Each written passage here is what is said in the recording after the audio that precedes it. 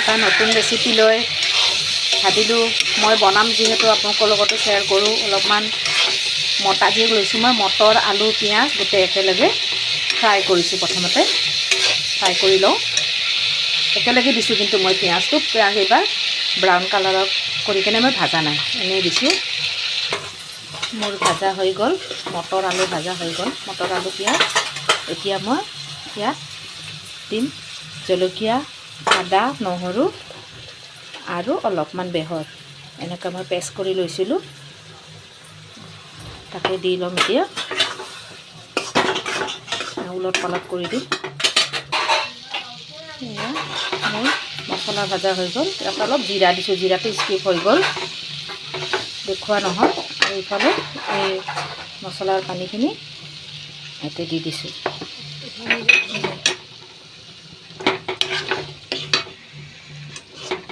এনেকৈ মোৰ ভাজা হৈ গ'ল। এতিয়া মই পানী দিম। মোৰ মছলাত পানী দিবৰ হৈ গ'ল, এতিয়া পানী দি ল'ম। মই গ্ৰেভি বনামতো, মটৰ আলু মাছৰ গ্ৰেভি। মই বনোৱা ৰেচিপিটো কেনেকুৱা হৈছে, বনোৱা পদ্ধতিটো ভাল হৈছেনে?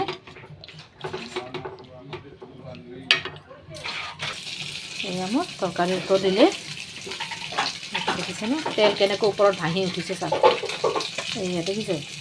তাৰপিছত ইফালে মোৰ মাছ ভাজা হৈ গ'ল। এয়া এতিয়া মই এইটো উঠাই এনেকৈ উঠাই দি দিম।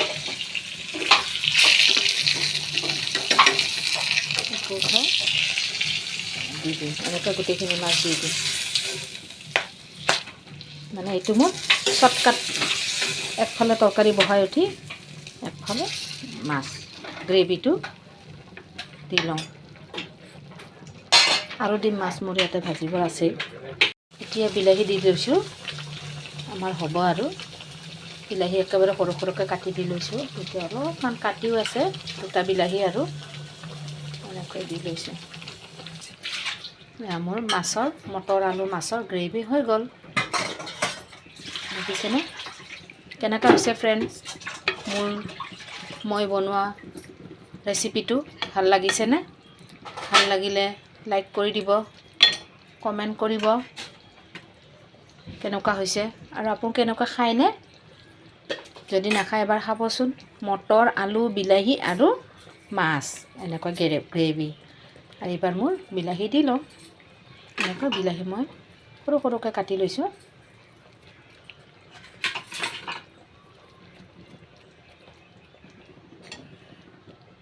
মোৰ মাছৰ গ্ৰেভি হৈ গ'ল।